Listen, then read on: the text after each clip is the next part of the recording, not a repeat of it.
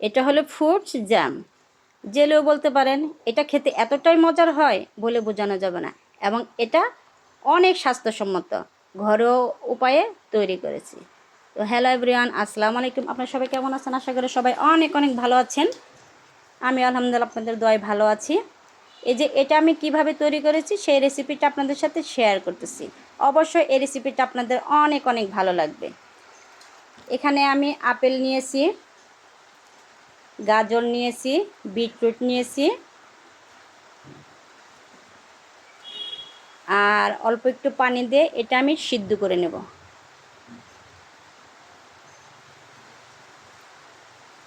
এখন সিদ্ধ হওয়ার জন্য অপেক্ষা করতেছি। এই তো সিদ্ধ প্রায় হয়ে গেছে।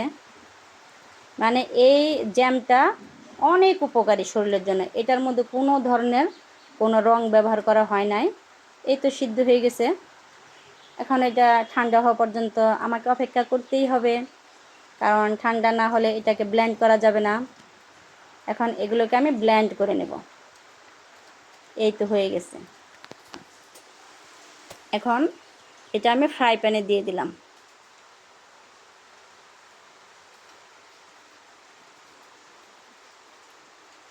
এখন কাজ হলো আস্তে আস্তে নাড়াচাড়া করা, আর দিয়ে দেব স্বাদ মতো চিনি।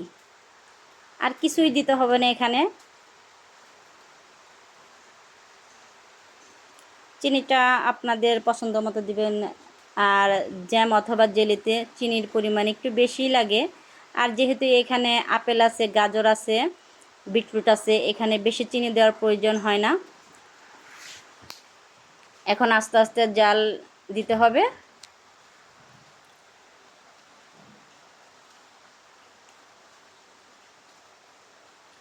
আস্তে আস্তে জাল দিতে হবে, বেশি আছে এটাকে জাল দেওয়া যাবে না। এটা যে কোনো বাচ্চার স্বাস্থ্যের জন্য অনেক উপকারী।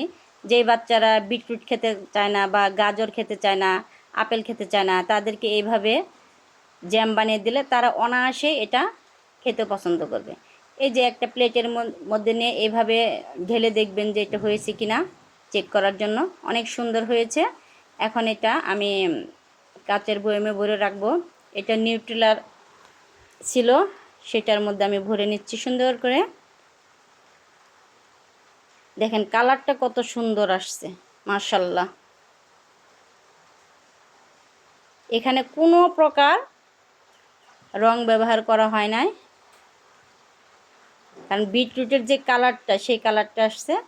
এখন এটা ব্রেডের মধ্যে ভরিয়ে ভরিয়ে খাবো।